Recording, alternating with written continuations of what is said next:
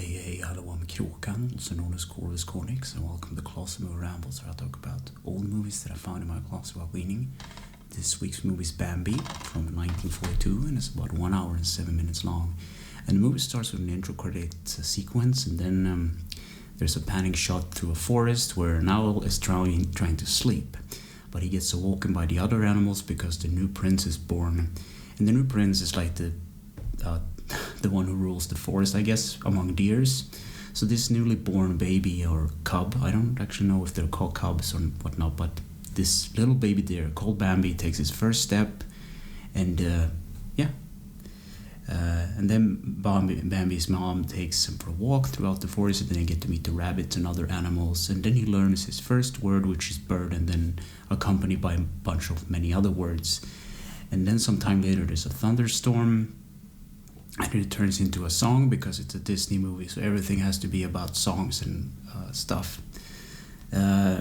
Sometime later, Bambi's mom takes Bambi to the meadow, and she explains that it's a very dangerous place because it's in the open and there are hunters and stuff.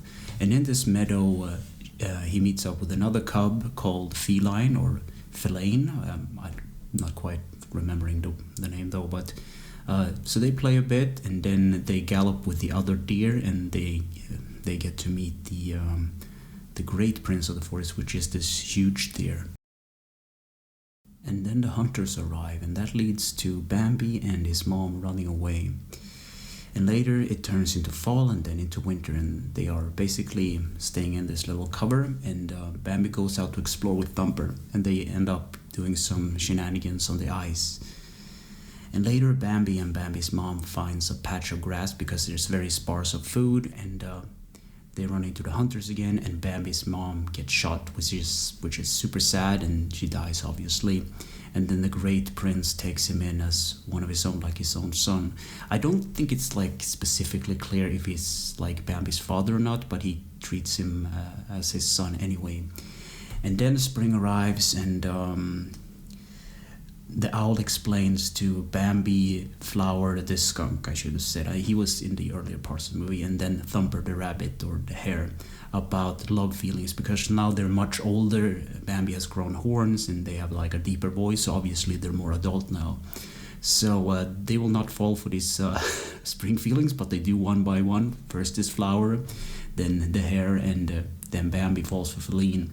But before they can actually do anything, he has to deal with the competition, which is this other like buck or like deer that's in his way.